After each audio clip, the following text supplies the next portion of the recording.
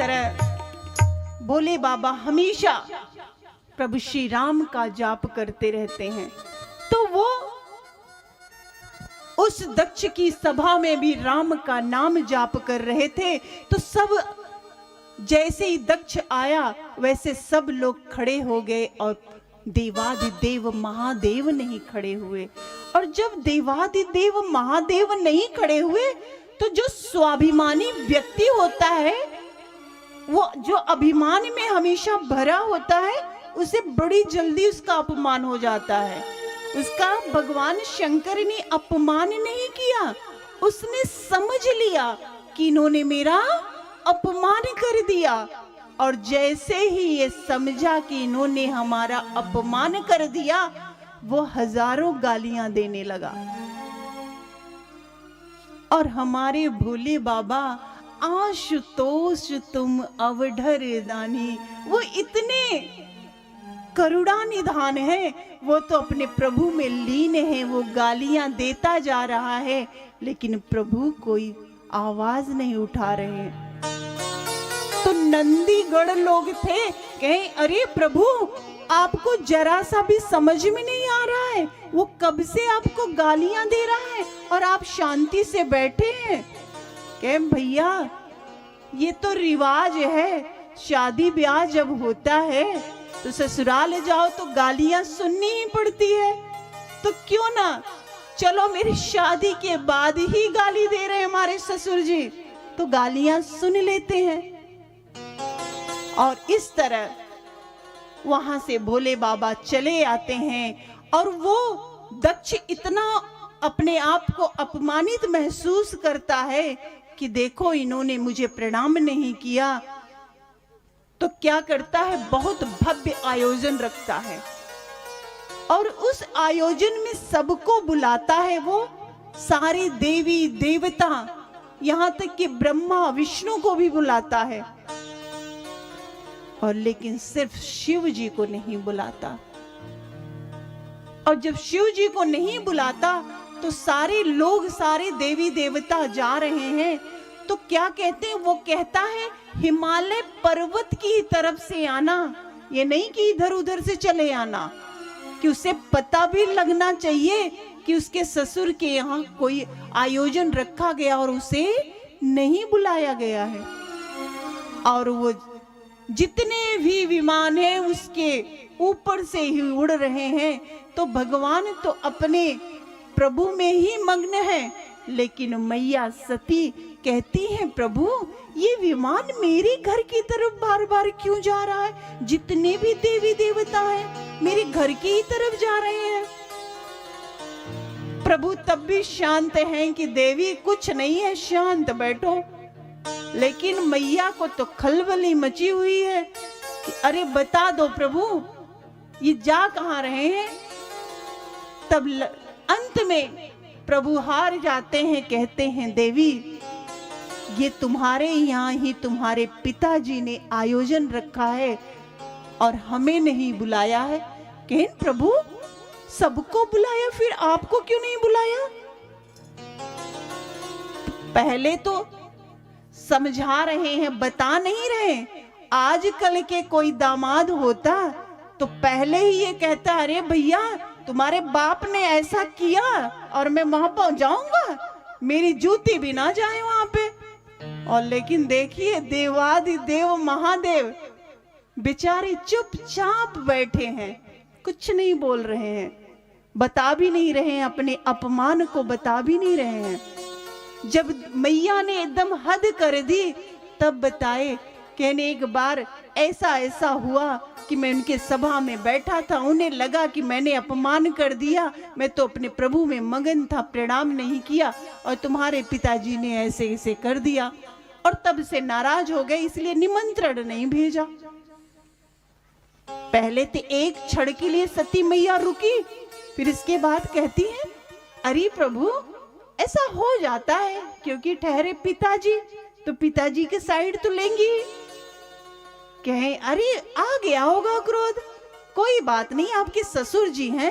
कहना हाँ क्रोध आ गया, लेकिन मैंने तो कुछ नहीं बोला। कहने निमंत्रण तो उन्होंने ही नहीं दिया। कहनो ऐसा नहीं हो सकता प्रभु, आजकल का डाक जो है बहुत खराब चल रहा है, उन्होंने जरूर चिट्ठी भेजी होगी, यहाँ तक पहुंचने में विलंब हो रहा है। कहना अच्छा, सबके यहाँ पहुंच गया और यही नहीं पहुंचा। अब जितने देवी देवता हैं उनको भी कीड़े काट रहे हैं, वो भी मोटा वाला जो कीड़ा होता है वो काट रहा है।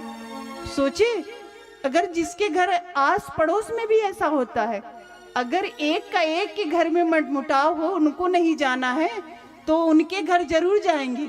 ए बहन, उनके घर बुलावा आया है, तुमको नहीं, हमें तो दिया है, तुम्हें नहीं दिया है। अब वो बेचारी एक तो बुलाया नहीं गया, उसमें दुखी है, ऊपर से वो दूसरी वाली भी जाके उन्हें टॉन्ट कर रही है।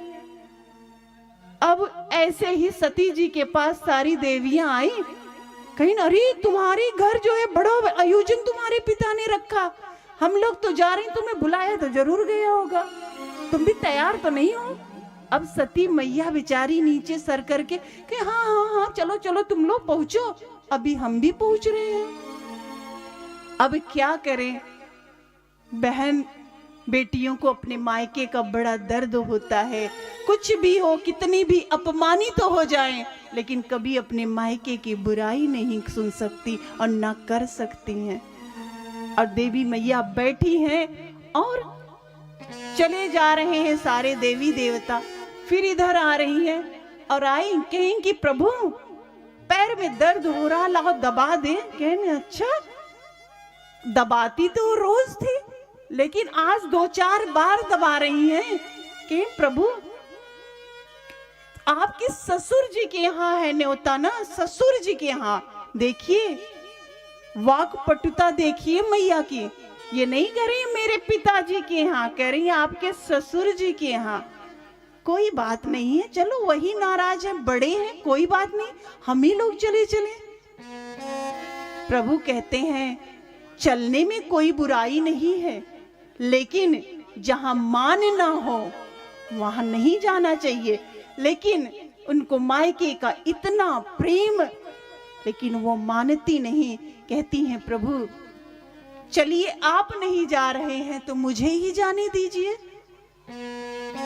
आजकल के दामाद होते वो कहते कि अगर गई तो टांग तोड़ दूंगा, लेकिन वो इतना अपमान तेरे पिता ने मेरा किया है और तुझे जाने दूंगा। लेकिन भगवान जी कह रहे हैं नहीं, तुम जाओ।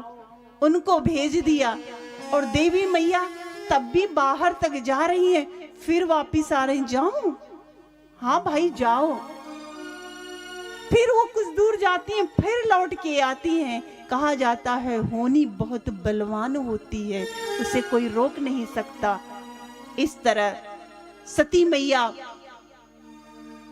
चली जाती हैं और वहां जाती हैं और जाते ही सब कुछ भूल जाती हैं, बड़ी प्रसन्न होके अपने घर में पहुंचती हैं। तो सारी बहनें जो थी उनकी, सब लोग 16 बहनें जो थी वो दौड़ती हुई आई।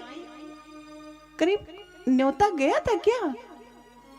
कहती है अरे नहीं पहुंचा होगा, देखिए उसमें भी बोलने में सगी बहनें भी नहीं पीछे हट रही हैं। कह रही है अच्छा अच्छा गया था, हमने सोचा नहीं गया, चलो अच्छा कोई बात नहीं, नहीं गया चली आई हो, अपना ही तो घर है।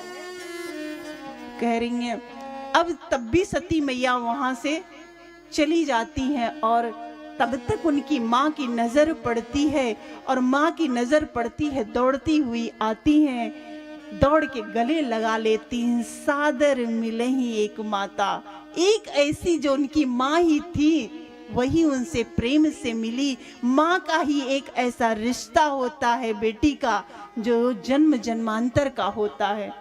वो दौड़ के मिली और पूछी कि बेटी आ गई? कोई बात नहीं, तेरे पिताजी को थोड़ा सा क्रोध आ गया था। कहीं कोई बात नहीं माँ, कहाँ है पिताजी? दौड़ते हुए जाती हैं और दौड़ के जब जाती हैं अपने पिता, और जैसे पिताजी ने देखा कि अरे ये सती तो उस शंकर की ही तो पत्नी है जो यहाँ पे आ गई है, उधर मुंह कर लेते हैं। तब भी उनके कोई फर्क नहीं पड़ता है। देखिए सारे देवी देवता भी जो है उनको अपमानित कर रहे हैं, बहनें अपमानित कर रही हैं, बाप भी नहीं देख रहा है, पिता भी नहीं देख रहा है, तब भी वो जरा सा भी अपमान अपने आप को महसूस नहीं कर रही हैं। लेकिन तब तक अचानक उनकी निगाह जाती है तो देखती हैं सबका भाग रखा हुआ है, लेकिन भोले बाबा का भाग नहीं रखा है यज्ञ में। इतना देखते ही सती मैया एकदम क्रोधित हो जाती हैं और क्रोध में इतना कांपने लगती हैं, कहती हैं कि अरे सबका भाग रखा गया है, मेरे पति का भाग्य नहीं रखा गया। देखिए, औरतें सब कुछ बर्दाश्त कर सकती हैं, मायके में अपने पिता का अपमान नहीं सह सकती और ससुराल में अपने पति का।